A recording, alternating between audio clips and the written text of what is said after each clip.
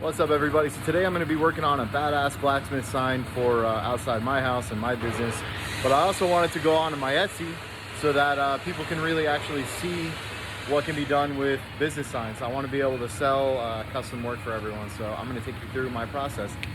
First thing you really got to start with is a drawing. It can be a small sketch. Obviously, if you can draw it full size on a steel table, it allows you then to just forge your pieces and drop them on the actual drawing and see what's up. I can go a little more creative, and I kind of know what I have in my head, so I kind of did a small drawing, and I'll go from there. I'll forge each piece from there. I like to start with doing the frame first. So in this case, I have the top bracket that's going to hold everything, and the side bracket which is going to get screwed into the wall. You don't have to stick to a frame. Your blacksmithing, and just like your artwork, can go outside that. It can be kind of frameless in a way. I like trying to have a traditional frame, so I like doing it that way, but what I like doing is making a frame and then having things break that frame. So having pieces come up and break outside, having chains and different materials that can break that frame up, so it does look like artwork, but it still does have a nice stable frame to frame it like a painting, really. From there, I like doing my my more very specific things. So there's the anvil, the hammer, and the actual sign that says blacksmith. I like doing those next because they're very specific. Their size really matters. Like I have to do a specific size relative to the frame to make the proportions work out.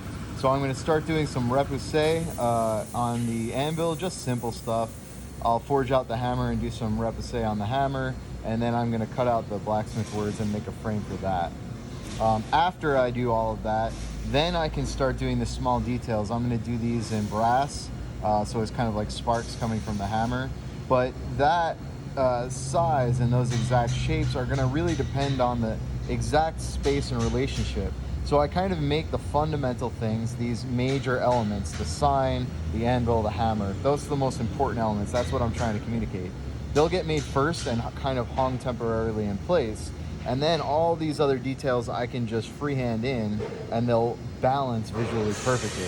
If I plan on doing all the small stuff or working from top to bottom or something like that, when something starts going out of proportion, the whole thing starts to go wonky. So you really want to approach the main elements first, and then create a temporary object and fill in all your special details that don't matter the specific size, so that they visually fit and make sense. So the first thing I'm starting on is repoussé on the anvil. So I'm basically just going to be drawing this back, so it comes back towards me and then out straight again. Same deal, this will go back and then out straight again. And this is just going to be a little bit of a concave, and that's going to create the shape of my anvil. It's pretty simple, but this is a pretty thick, just about 1/8 inch steel. So I'm going to have to heat it up, constantly anneal it, constantly heat it to get it soft enough to do what I want it to do. I'm going to be doing a French method of repoussé, and that means essentially I'm going to have stakes that have different profile shapes and widths on the bottom, and then I'm going to have hammers that have a coinciding relationship. So basically, as the hammer hits on one side of the metal, the stake will hit on the other side, and I'll be able to push my metal back over the stake, and you create basically a little fold, and that gives you your embossing and all your shape work. So it's the same here. I'm just going to be hitting just on one side of the line, and the stake is going to essentially ride on the line from underneath.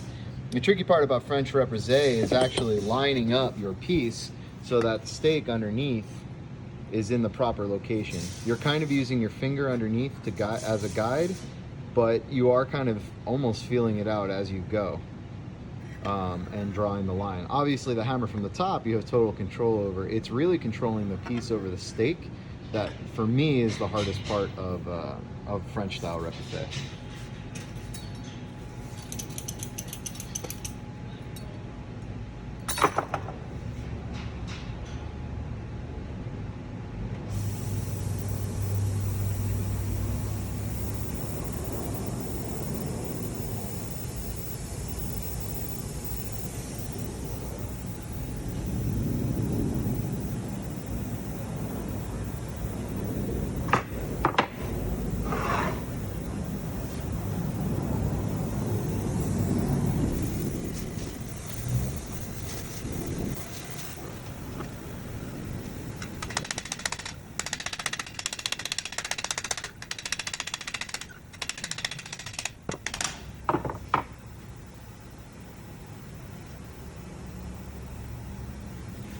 as you can see, we're starting to make a little bit of a bend back. So we're just following that back, making the bend, and the wing will start to go in different directions. At the end, we're gonna straighten the actual horn of the anvil out, so it'll go back and then go straight. And that's what will make your piece three-dimensional. Generally, French repoussé is done cold on thinner material for leaves and flowers, but if you do it hot, it's essentially the same process. It's actually what armors and armorsmiths use to make all their stuff. It's a very similar technique. Blacksmiths in general use it for all kinds of detail work.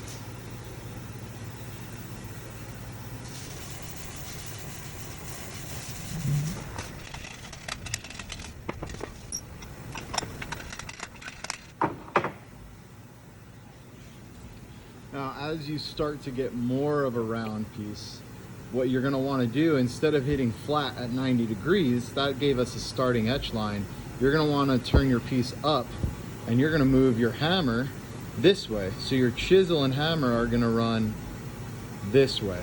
I'm sorry, your stake. So your stake and your hammer are going to, instead of running 90 degrees, you're going to run this way more at a 45. Now your hammer is going to get under there. It's going to curve this in a little bit.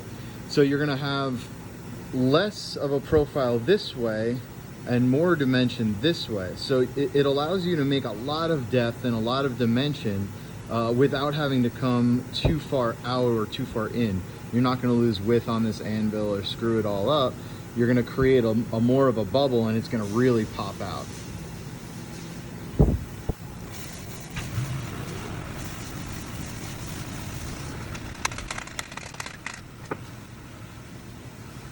Pretty good bend already. It will read from the backside. Now this is going to be mostly a one-sided sign, so you're going to see it this way, because in real life the horn does go back from the body of the anvil, but if you were to view it from the back, that line still does exist. So even though the depth is not necessarily correct or accurate, you can read this from both sides, and it's not going to look funny from the back. If you wanted a two-sided sign, one way you could do it is literally to make two of these mirrored each other, and then you could weld them or pin them, rivet them together so it reads from both sides. But for this, essentially it's going to be an entryway. You're seeing it from one side mostly. You're only going to see the other side as you're exiting. So for bringing attention and business in, this is all we need. Now, one thing I do as we get a little further is I'm going to start to kind of clean up some of these lines. I used a fairly sharp hammer and stake to get a nice crisp line, but to even the everything out, other than some basic planishing hammers, I'm going to use a thicker cross peen guy, very much like an armor smith's hammer, and that's going to kind of help me round out and even out that line. I still want a sharp edge here, but I want this variation going into the body to be a little bit smoother and a little cleaner. I can do that cold.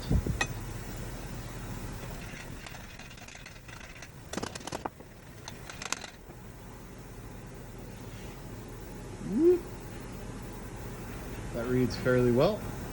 A little bit of sanding, a little bit of cleanup, but I still want to see the hammer marks in the end.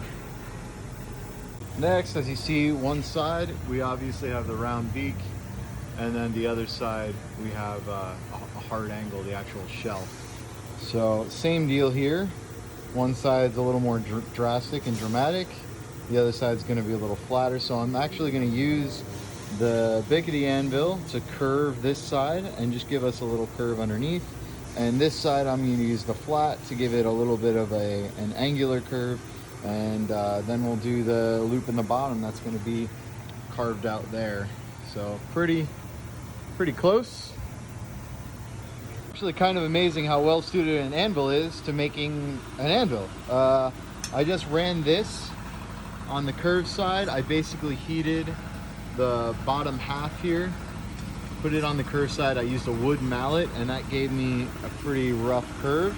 And then for the flat side, I really just put it, sorry about that, flat on the shelf. I held the piece a little bit of an angle, so the bottom here would go in a little more, and then I just hit with a flat steel hammer. So now you have a straight shelf and a nice round bick, and the top comes towards you. It leans out towards you a little bit. So it really does have the shape of an anvil. So another little thing that's kind of not really a rule, but a basic guideline to help you frame signs and letters and things like that. When you're doing any kind of letters or logo or icon or something like that, and it's kind of self-contained, or especially if it's a name or an address or something like that. If you just put letters onto blank steel, it doesn't do a whole lot for you. If, however, you put the letters on a plate steel and you just add a real simple border, I mean, this is just 1/4 inch square, add the border around it, and it instantly makes it look richer, more expensive, more put together. Without that border there, when you put letters or numbers just on a background without any kind of frame, it looks cheap, unless the letters are really outrageous. So simple rule, generally, if you're doing letters or numbers, build yourself some kind of basic border or outline or frame, and it kind of keeps things together. I like to frame the message. So the message is the sign, the blacksmith. That's what this is. And then the artwork and the creativity and all the design can kind of go a little bit more free and be left unframed, minus the actual subframe that holds everything together. So that's how I do it. So when it comes to doing letters and numbers too, I like to have a background that pops. I like forged metal. I like the black, dark, standard finish, but I always mix it with gold. Black and gold has always been what I like. I look at a lot of the French work that I had learned from, and all the repoussé and some of the spindles and railings and posts and whatnot, they're all gold or brass or polished bronze, things like that. So I like that combination of black and gold. I mean, you can do it anything. You can have a background behind your letters and numbers, be polished silver, it could be a texture, things like that. I like a solid texture that's subtle, and I usually do gold. So for the background, all you really need to do is get your 1/8 inch piece of mild steel, and really just get a good solid rounding hammer, or any hammer. Even a ball peen will work, although ball peens are usually a little too small for some of these larger backgrounds. Pop it on the anvil and just strike it cold, and start on one side and go up and this way and down and do like that. The natural bouncing of the hammer, your own inaccuracy, will make the pattern look random enough. So you want to kind of focus on going in a line, and then the randomization comes just with the process. You want to make sure your strikes are the same weight, the same type of hammer blows every time, so you don't get different size circles. And realistically, you really want to make sure one circle is touching the edge of the other. You really want just the outside of the circle touching. You don't want any kind of plateaus, meaning big gaps in between circles, and you don't want circles to be half over each other. So just get them right next to each other every time. Take your time, speed up as you get more accurate, and then you'll have a nice textured, hammered finish for behind the letters or numbers of your sign. And then I'll usually paint or finish these, or even gold leaf them ahead of time, and then assemble them with the rest of the piece. Gold finish is touchy. Gold paint is very difficult to maintain looking good. Gold leaf is very delicate. So I like to do the gold on its own separately and then fabricate it all together later on. So once this is textured and the gold is added, it gets put in a very safe place until I'm ready to fabricate and assemble the whole thing. And get the angle of the light so you can actually see where you're striking.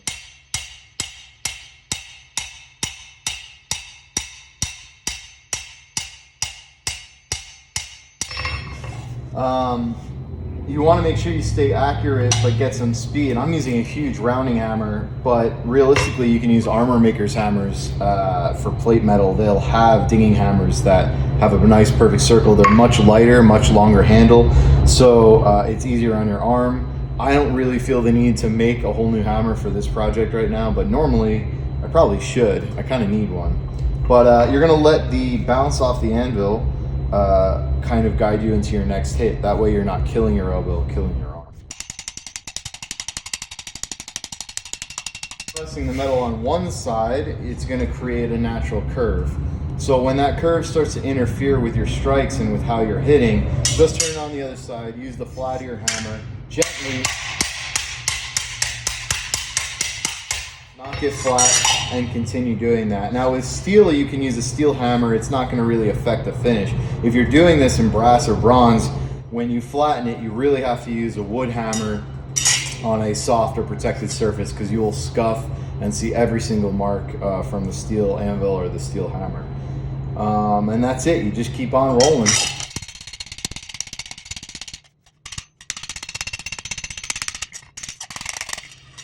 One last thing, if you're using a very thick piece of steel, or you're shaping more than just this, say this steel was in a form or a shape, as I'm making these marks, I'm compressing the metal more and more, and it's going to get harder and stiffer. There's a chance that if I do it too much, I can actually crack the steel. So we do a process which we call annealing. So we'll put it in the forge or in a heat treat oven, get it to a dark orange, then let it air cool, and all the little atoms and fibers of the metal kind of stretch out and get back to a normal state. Then this thing can move and be flexible again. This is a way to actually harden your material. If you don't anneal it, you can take something that over length is kind of flimsy, compress it, and it will make it a much stiffer material. For example, if you're doing copper or silicone bronze railings, and they're freestanding, there's no spindles underneath them, it pays to use the power hammer to shape them, and you can do some other things cold, and that will compress the metal and give it a nice stiff ridge. So there's a lot of different tools within this process too.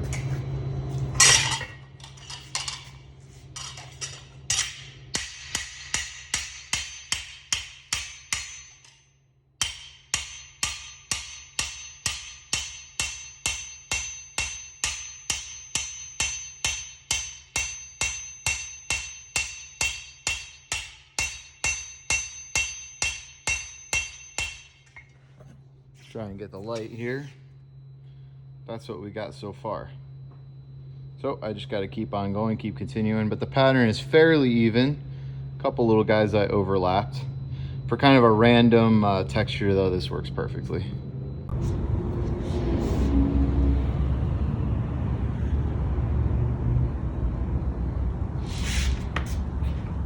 I want to talk about this one detail. I have kind of like stylized sparks coming out from where the hammer's hitting. And to really make these look right and good, there's always kind of basic rules of geometry or design you follow when you're doing blacksmith work.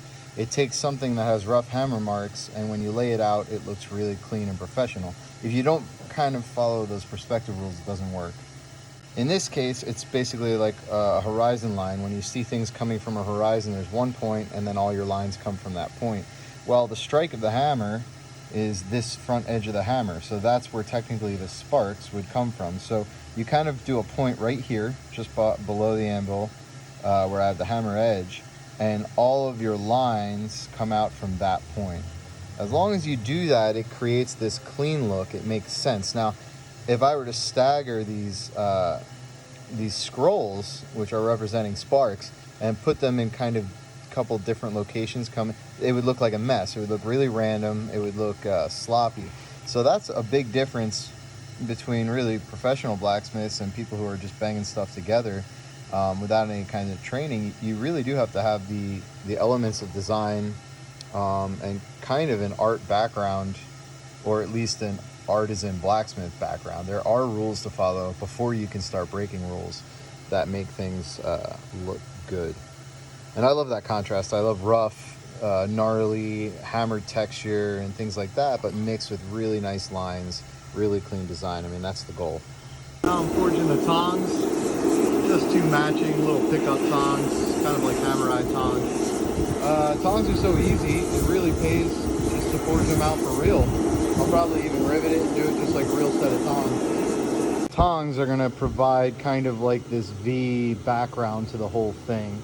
So the tongs will be behind everything. They'll create that V. They'll be regular forged steel, and then I'm gonna have these rays, kind of like rays of light behind it, in between the tongs, and those are gonna be gold. So you'll have the sparks in gold, the rays in gold, and then the background of this in gold. So it'll be black and gold. It'll pop like crazy.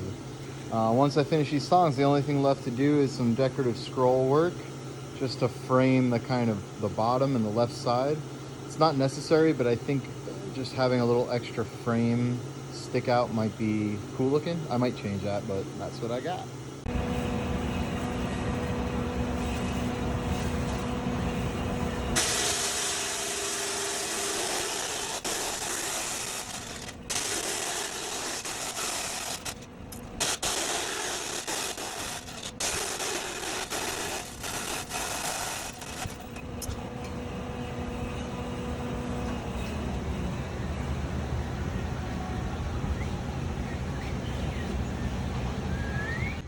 So this is going to be the background in between the tongs that are gold. As you can see, I kind of left it rough at the bottom and let it connect as one piece. One, it's easier to manage and tack weld in. And two, I'm going to have so many details covering up this bottom half here. I'm not too worried about it being totally perfect down there. But yeah, that's the overall look so far. Now my question is, do I want to hammer the background the same texture as the frame? Because this is going to be gold and that's going to be gold. Do I want to hammer it, or do I want it to be a different texture, just a flat gold? That I'm not sure, but I think I'm going to leave it flat just so we have different layers.